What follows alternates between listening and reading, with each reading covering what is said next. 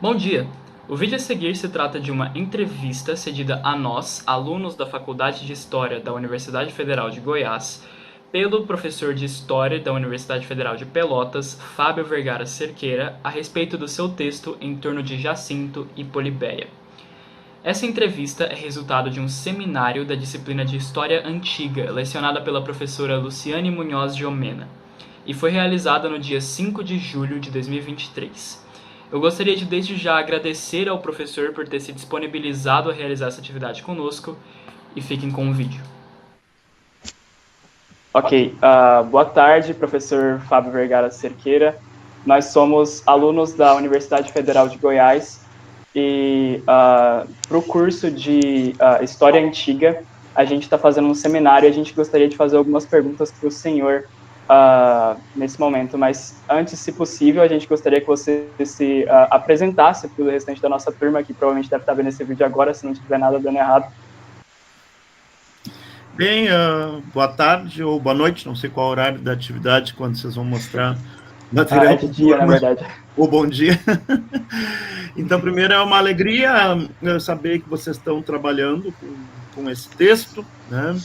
Também é uma alegria poder colaborar com vocês. Agradeço o convite e deixo um abraço também para a querida colega Luciana Omena.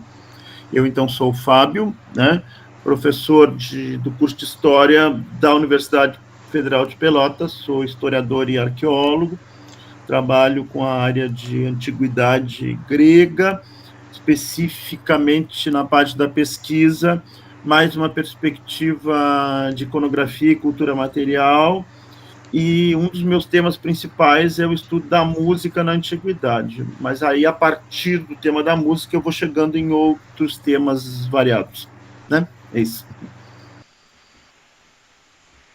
É isso, muito obrigado, então, pela apresentação, por ter dado o seu tempo para a gente. Marina, você pode já seguir com as perguntas agora, ou você quer que eu fale? Eu já tô com elas aqui, João. se você quiser. Bom, primeiramente, boa tarde, meu nome é Marina, sou do grupo do pessoal, né? A nossa primeira pergunta para o senhor seria, quando o senhor foi escrever o seu texto em torno de Jacinto e Polibéia, qual foi a inclinação historiográfica que o senhor teve para poder produzir e também as fontes que inspiraram a pesquisa do senhor acerca desse tema? Bem, como é que eu cheguei nesse estudo? Eu tenho algum tempo que eu estou trabalhando, né, com o contexto da Magna Grécia, né, que é um contexto do sul da Itália, resultante de um processo de colonização grega, vamos nos permitir esse termo, que se estabelece ali a partir do final da segunda metade do século VIII, tá? E que resulta em processos interculturais bastante interessantes para a gente estudar, em que a gente não tem uma cultura grega em contexto puro, mas em contexto miscigenado, com outras influências, com outras raízes culturais, tá? E eu passei a me interessar com essa perspectiva depois de ter trabalhado muitos anos com um viés mais ateniense, né, em função de pensar a Grécia a partir de fontes iconográficas geradas em Atenas, tá? Da pintura de vaso. Aí eu achei importante dar uma guinada na pesquisa para ter um outro olhar de uma outra perspectiva, né? E aí que surgiu isso. Então, eu trabalho com a região da Apulia, especificamente uma cidade grega do sul da Itália chamada Tarento. Aí, o que ela tem a ver com Jacinto? Bem, é que Tarento é uma colônia criada no finalzinho do século VIII, 706, pelos espartanos, né? E escavações feitas em Tarento ali um pouco depois de 1950, na verdade, inicialmente foi um achado casual feito por camponês, tá? Depois com intervenção arqueológica, foi encontrada uma quantidade fabulosa, na época estimada em torno de 5.000, tá? Pequenas figurinhas assim, em relevo, de terracota, de barro queimado, tá? Representando um garotinho tocando uma cítara ou uma menina que podia estar segurando diferentes objetos, às vezes a cítara. Como meu tema de pesquisa é a iconografia musical, onde vem a representação do instrumento musical, passa a ser um problema de análise para mim, tá? E aí eu comecei me perguntando que material seria esse com essa imensa quantidade. Tá? E, bem, há uma trajetória de identificação dessas peças que vem nelas uma figura de culto de origem espartana, que é Jacinto. E nessas meninas, Polibeia, que é a irmã gêmea de Jacinto. Tá? Então, para entender isso, eu precisei voltar para Esparta, tá? E tentar entender o que estaria implicado na representação dessa figura de Jacinto no culto relacionado a ele. Tá? E aí, para entender essa prática cultural em Tarinto, tá?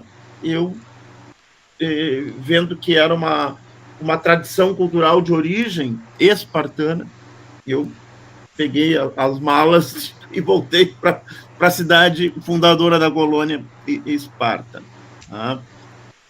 E aí eu tentei, ao mesmo tempo, entender o culto e entender a mitologia relacionada, que figura é essa, que comporta tanto um culto heróico como um culto de divindade, tá? Que tem várias camadas de tempo associadas a essa figura. Tá? E tem várias questões atreladas. Uma delas, a relação de Jacinto com a temática do homoerotismo dentro do padrão da chamada pederastia, não sei se já estudaram com a Luciane. Né? Então, e eu sempre preocupado com a iconografia, também busquei nas fontes visuais escritas a construção do modelo de representação iconográfica do Apolo, do Jacinto, que eu estudo num outro texto que eu não sei se vocês chegaram a pegar, tá? Que está online também, que é sobre os modelos iconográficos de representação de Jacinto. Tá? Pegamos. Pegaram, que ótimo, tá? Ele está publicado num livro aqui de Manaus, eu acho, não me engano. Então, aí a perspectiva, né, a inclinação historiográfica, um termo que vocês empregaram, né? Tem várias questões cruzadas, né? Uma delas é a iconografia como fonte, tá? Iconografia e cultura material como fonte. Outra delas é como trabalhar a fonte escrita para a leitura iconográfica. Tá? A descrição é trazida, por exemplo, pelo Pausanias, quando descreve o trono de Apolo, que ficaria dentro desse templo, no santuário de Amicla, o Amiclaion, né, que mitologicamente seria o pai de Jacinto, o rei espartano pai de Jacinto, né, como é que esse culto se daria, tá, nesse santuário, junto a esse trono que ficava no templo de Apolo, tá, em Amicla, que era o principal templo de culto a Apolo espartano. Tá? Então, várias questões foram se agregando como perspectivas, como questões de gênero, questões de estudo de homoerotismo, né? Porque então a figura do Jacinto, ela é uma figura muito importante para a fundamentação mitológica de práticas homoeróticas, né? Tanto a questão da relação com a educação, né? Pelo fato de que o Apolo, uma vez se apaixonando pelo Jacinto aceitando essa relação, ele faz todo um processo de ensinamento, né, ao Jacinto das práticas culturais associadas a ele, tanto atléticas quanto musicais. Tá? E a questão de gênero também ela acabou entrando forte, pelo seguinte, porque quando a gente acaba estudando a figura do Jacinto, tá, e o culto a Jacinto, a gente fica muito focado no Jacinto. Tá? Porém, quando a gente vê a evidência arqueológica e a questão da cultura material, tá, a evidência arqueológica em Tarinto, tá, a gente tem o número de estatuetas de Jacinto e de Polibeia, que é a irmã gêmea dele, tá, é parelho. Na verdade, até dentro do que está conservado, o número de estatuetas de Polibeia é um pouco maior do que o de Jacinto. Tá? Então, por isso que eu fiz aquele título um pouco irônico, que é o Jacinto, 3 pontinhos e Polibeia, né? Para reforçar uma questão que aí eu comecei a olhar com mais atenção em Esparta. Tá? E, de certo modo, o Claude Calame, que estuda os coros femininos, tá? em Esparta, ele foi uma certa chave de interpretação para mim, tá? Para enxergar que, na verdade, no Amiclaio ocorre um culto integrado de Jacinto e de Polibeia, e ele é tão importante quanto o de Jacinto, seja em Esparta, seja em Tarinto, tá? E é uma evidência material forte, tá? E acaba por esse nosso olhar, que muitas vezes tende a dar menos visibilidade à questão feminina, tá? A gente enxerga mais o Jacinto, tá? Que é uma figura que vale a pena olhar com muita atenção, né? Mas eu também acabei puxando essa questão de gênero por perceber a importância da gente destacar a Polibeia, né? Visto que tanto em Esparta quanto em Tarento, o culto a Jacinto e a Polibeia estão ligados a uma questão de ritual de passagem, tá? De juventude para a fase adulta, tá? De meninos e moças, né? De meninos e meninas, de guris e gurias, como a gente diz aqui no Sul, né? Então, é isso, né?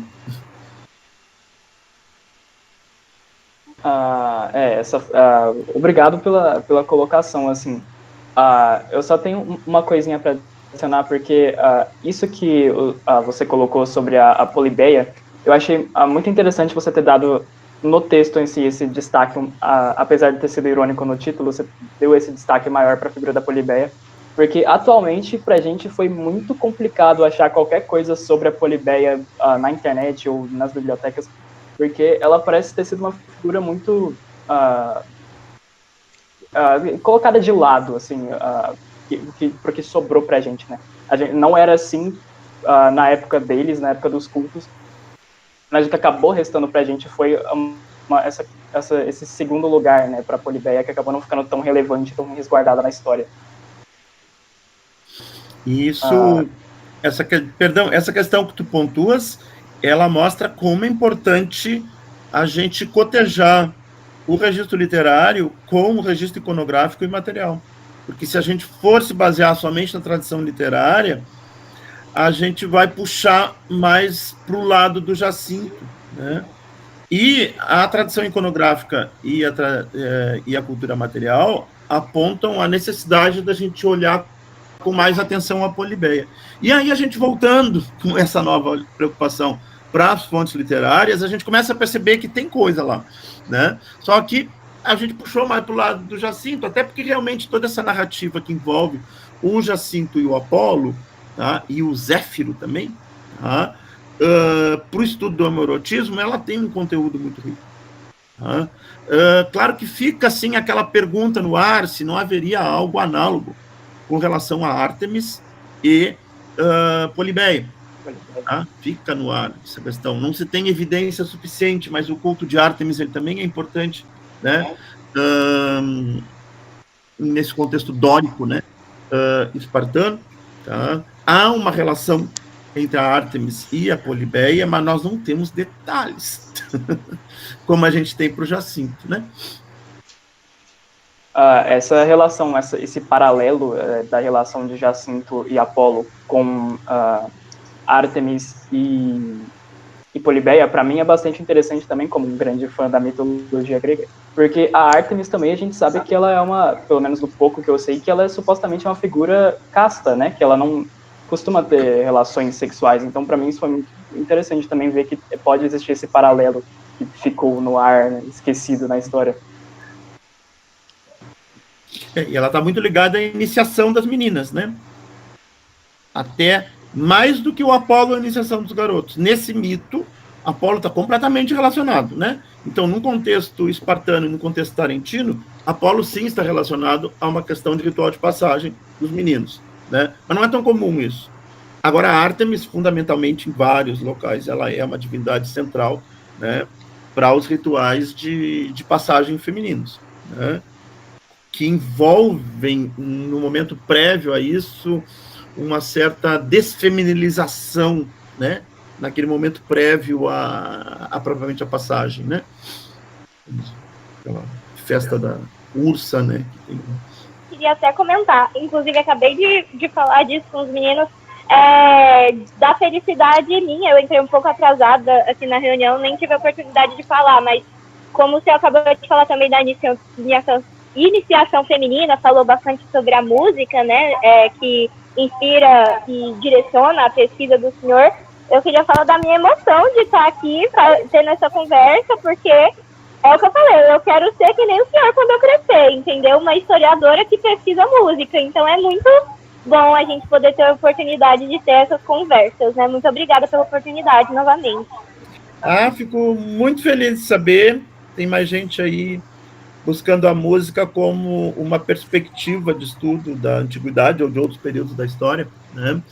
Realmente, eu encaro a música como um fato social total, conceito do Marcel Mauss, né?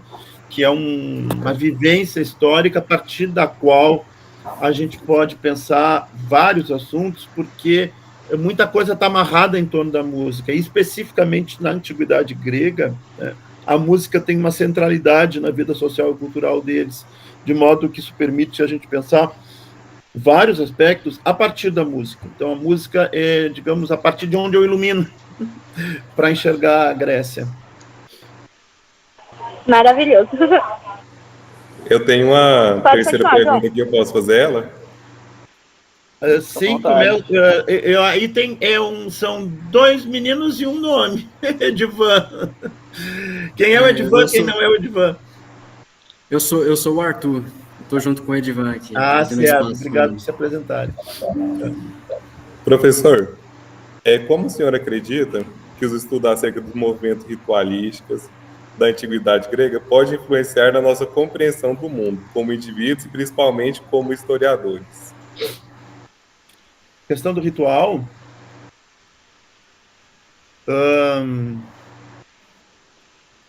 como ela pode contribuir para a gente, como...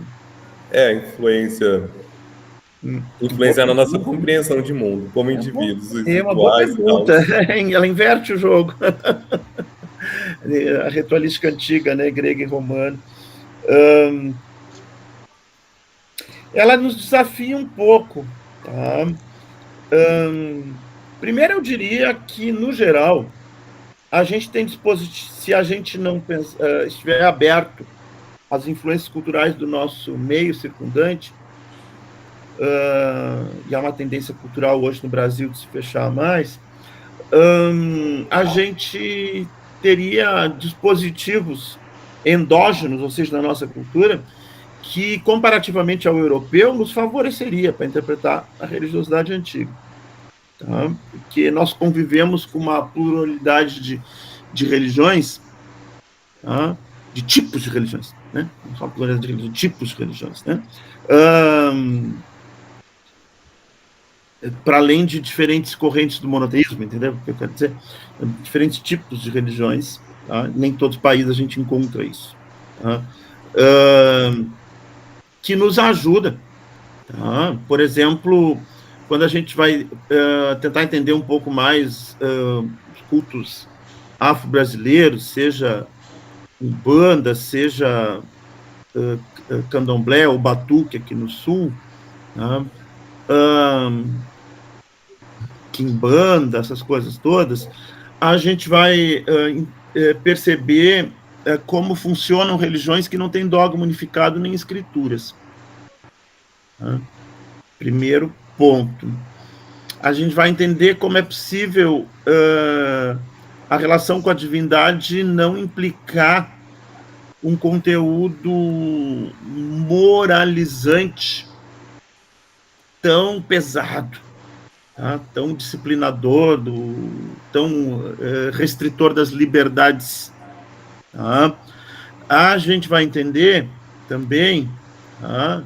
Somente se a gente for avançar além do afro-brasileiro, a questão do indígena, como as práticas religiosas podem, mesmo quando se tem instâncias institucionalizadas da religião, tem instâncias menos institucionalizadas também, ou uma institucionalização menos formal, tá?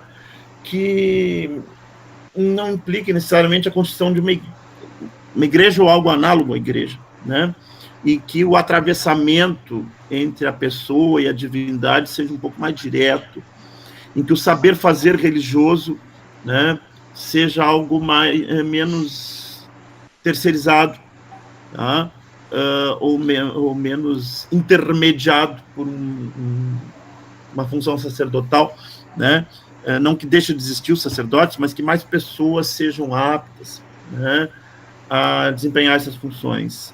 E que o fato das pessoas desempenharem funções da relação com o divino, tá, não as coloca necessariamente em grupos separados sacerdotais dentro da sociedade, né? Então, uma série de questões desse tipo, tá, eu acho que nos ajuda a trazer para nós também, tá? Porque são realidades religiosas presentes entre a gente, aqui no Brasil. Tá? E não ter um preconceito religioso para olhar para essas realidades religiosas diferentes. Tá? Não achar que uma religião é mais verdadeira que outra. Tá? A ajuda, tá, que é o sentimento politeísta, né? O politeísmo tem essa virtude, tá, de dialogar umas religiões com as outras, tá? São os deuses dos outros, né? Pode achar que os seus deuses são melhor, bota eles em guerra, eles vencem a guerra, né? Mas não anula a validade da crença nas outras divindades, apenas acha que teus deuses são melhores, né? São teus deuses da tua cultura, mas tu não acha que os outros não são deuses. Tá? Essa é a questão. Então, o grego não acha que o deus egípcio não é Deus, ou vice-versa. Né? Então, são religiões que dialogam melhor entre si, isso gera mais tolerância cultural. Tá? Quando uma religião ela anula a validade da crença das outras religiões, isso fomenta menos tolerância cultural. Tá? De umas culturas sentirem superiores com relação às outras. Então, acho que, sim, estudar a religiosidade antiga é educador para a gente também. Não é só entender o processo, mas, né, quando a gente vê, por exemplo, divindades tão importantes como Eros, por exemplo, uma divindade extremamente importante, se fala muito de Eros, se fala de libação, mas quando a gente vai buscar culto a Eros, nossa, tem muito pouco. A gente acaba descobrindo que tem também um culto a Eros institucionalizado, mas tem muito pouco. Né? Então, um Deus tão importante quanto Eros, como é que a religião dele é tão discreta, de certo modo? É porque ela é tão espalhada, tá? Ela é tão praticada por todo mundo, tá? No dia a dia, em pequenos rituais, tá? E ela tende a ser muito em lugares menos formais, né? Em bosques, né? De relação mais direta com a natureza, né? Eventualmente ela pode se alojar numa palestra, né, num ginásio, né, dependendo de qual culto de Eros que for, tá? Mas isso eu acho uma coisa muito interessante, é um Deus que é tão importante, se fala tanto, tá? E as evidências do culto a Eros são tão menores quanto os dos outros. E, na verdade, é porque ele realmente é um culto tão comum, que acaba, né? Para o próprio grego, ele não precisa ter um templo, não precisa ter um santuário. Né? Acho que é bem isso que a gente estava precisando de mais trabalho, porque é complicado essas partes ritualísticas mesmo, ter um entendimento assim, mais profundo, procurar não é fácil mesmo achar. Até das próprias representações, né, em artefatos, evidências materiais como vasos e tal. É coisa assim, nós lemos um capítulo lá sobre os vasos procorintos lá. É muito interessante ver essas pesquisas. A iconografia é uma fonte riquíssima para estudo dos rituais. E a materialidade dos vasos da cerâmica também é um elemento importantíssimo também para estudo dos rituais. Haja visto que os santuários digamos, concorrem com os túmulos em termos dos contextos com mais volume de evidências da cerâmica antiga. Então, a presença da cerâmica nos santuários, quer como oferenda, quer como utensílio chamado sacra, os objetos usados durante os rituais, né, é algo muito presente. Né? E a iconografia dessa cerâmica associada ao culto religioso, também para nós, ela é muito importante. Até porque muitas vezes ela mostra como, assim, roteirizada, entendeu? Algo que a gente vê, né, ou filmada, né, um momento congelado da cena, algo que a gente tem descrição, né, esparsa na literatura. Então, determinados rituais a gente vai ver a representação, né, deles, né, de algo que a gente conhece. E às vezes a gente não conhece pela literatura e conhece pela iconografia. Eu acho que, assim, falando dos colegas aqui, é isso assim, que a gente precisa saber mais. Sim. A gente quer agradecer imensamente pela sua disponibilidade, por ter tirado um tempo. Em nome dos que estão aqui, que não puderam estar. Muito obrigado, professor Fábio, pela disponibilidade. Eu que agradeço a oportunidade de conversar com vocês, desejo um ótimo trabalho, um ótimo curso de história para vocês. Vejo que estão indo bem. Um abraço para toda a turma aí de Goiânia. Muito obrigado, professor. Obrigado, professor. Muito obrigada, professor. Tchau, tchau, viu? Muito obrigada. Fico à disposição, viu? Tchau, tchau. Obrigado. Obrigada, pode deixar. Com certeza eu vou entrar em contato em algum momento.